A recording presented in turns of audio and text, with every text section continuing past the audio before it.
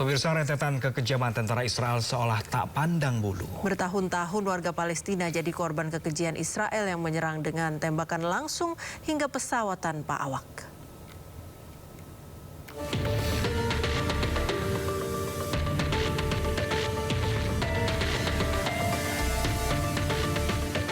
Rentetan kekejaman tentara Israel seolah tak pandang bulu. Zionis Israel menyerang warga sipil tak berdosa di Palestina yang sudah berlangsung bertahun-tahun lamanya. Warga sipil yang tengah berjalan di terowongan di-stop oleh tentara Israel. Ia diancam dengan senjata laras panjang sebelum diminta pergi. Saat ia tengah berjalan keluar terowongan, tentara Israel malah menembak hingga dirinya terkapar tanpa pertolongan. Seorang warga yang tengah merangkak mencari keamanan terkena serangan rudal jarak jauh Israel hingga tubuhnya hancur berkeping-keping.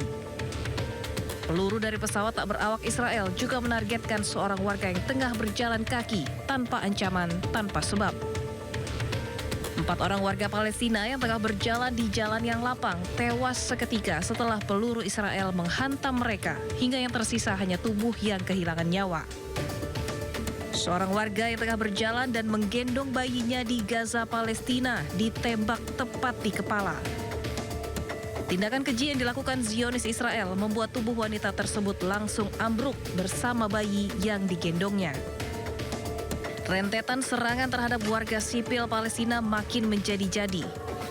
Meskipun ada perjanjian gencatan senjata, nyatanya krisis kemanusiaan di Gaza belum menunjukkan perbaikan nyata. Pemirsa, ratusan warga Israel berunjuk rasa di Yerusalem pada hari Sabtu waktu setempat. Ya, mereka menyuruhkan agar pemerintahan mereka mengakhiri perang melawan Iran yang berdampak pada krisis BBM global.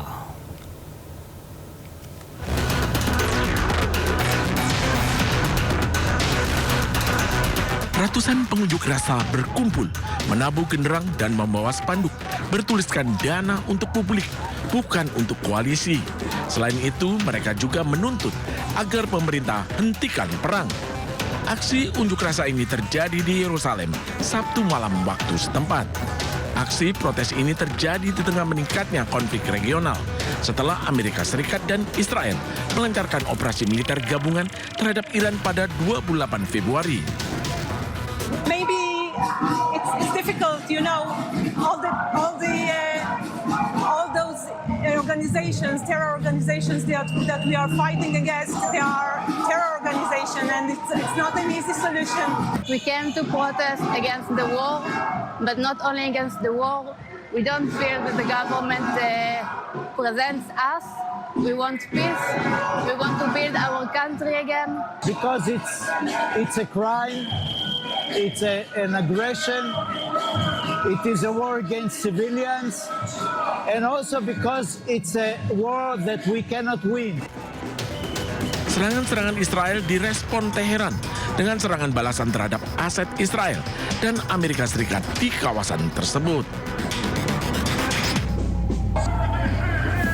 Pemirsa, Amerika Serikat mengumumkan telah mengirimkan ribuan prajurit untuk perang darat ke Iran. Ya, perang darat di Iran dianggap bukan pilihan yang baik karena kondisi geografi Iran bisa menjadi jebakan mematikan bagi Amerika.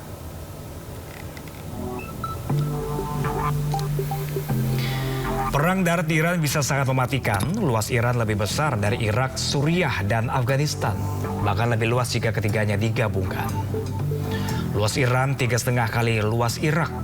Dengan populasi lebih besar dan kondisi geografi pegunungan serta gurun.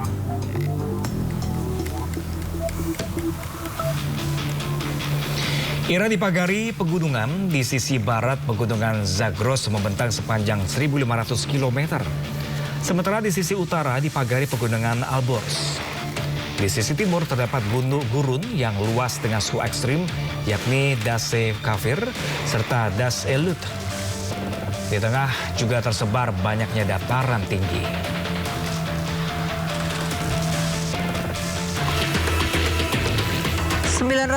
ribu pasukan aktif terlatih Iran siap menyambut invasi ribuan prajurit Amerika untuk perang darat, di mana 150.000 prajurit Garda Revolusi Iran terlatih untuk perang gerilya melawan serangan asing di medan tempur Iran.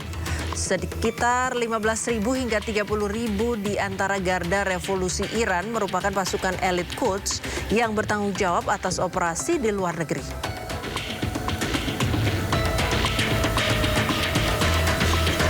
Pemirsa, gelombang serangan terbaru Iran kembali menghantam wilayah permukiman Israel di Kiryat Shmona dan beberapa kota lainnya. Kerusakan bangunan dan infrastruktur dilaporkan terjadi di sejumlah titik.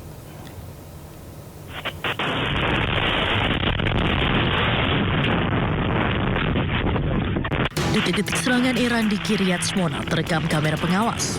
Serangan tersebut memicu ledakan dan kebakaran hebat di kawasan permukiman. Sebelumnya, Korps Garda Revolusi Iran mengumumkan telah meluncurkan gelombang ke-95 Operasi True Promise 4. Serangan ini menargetkan sejumlah kota, diantaranya Bnei Brak, Petah Tikva, Tel Aviv, Ramat Gan, dan Kiryat Shmona menggunakan rudal kodar multi hulu ledak. Kelompok Hizbullah Lebanon juga mengklaim turut melancarkan serangan roket ke wilayah utara Israel termasuk Kiryat Shmona. Dampak serangan terlihat di berbagai wilayah. Layanan darurat melaporkan lebih dari 10 titik terdampak di kawasan Tel Aviv dan sekitarnya. Meski demikian, tidak ada korban jiwa maupun luka yang dilaporkan akibat insiden ini. Di Ramat Gan dan Petah Tikva banyak kendaraan rusak hingga hancur, serta sejumlah bangunan tempat tinggal rusak parah akibat serpihan proyektil. Sejumlah warga mengaku mendengar letupan keras saat tengah berlindung. Mereka kemudian menemukan kendaraan terbakar dan puing bangunan berserakan di sekitar tempat tinggal mereka. Otoritas tempat menyatakan tim darurat segera dikerahkan untuk mengevakuasi warga dan mengamankan bangunan yang rusak.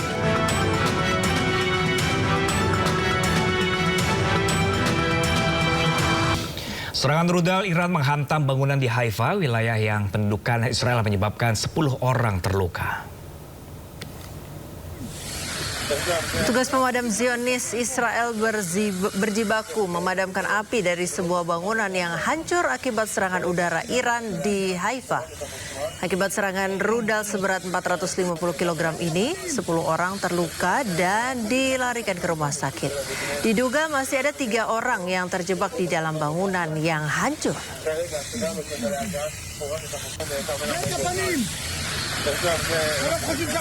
Kota pelabuhan Iran, Khorramshahr, dihujani serangan. Ya, sebagai balasan Iran pun menargetkan pangkalan militer serta fasilitas energi milik perusahaan Amerika Serikat di Irak.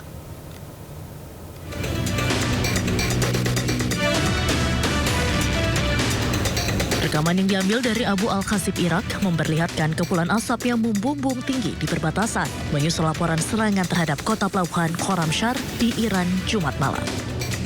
Iran kemudian merespons dengan melancarkan serangan balasan yang menargetkan Israel serta pangkalan militer Amerika Serikat di kawasan Teluk. Serangan drone juga dilaporkan menyasar fasilitas milik perusahaan energi asal Amerika Serikat Halliburton di Basra, Irak. Serangan menyasar kompleks minyak Al-Burjisiyah di barat Basra, khususnya area penyimpanan milik perusahaan minyak asing. Serangan tersebut memicu kebakaran besar di gudang yang berisi bahan kimia untuk pengeboran sumur minyak. Tim pertahanan sipil Basra menyatakan api berhasil dipadamkan di sebuah gudang di distrik Al-Zubair tanpa laporan korban jiwa.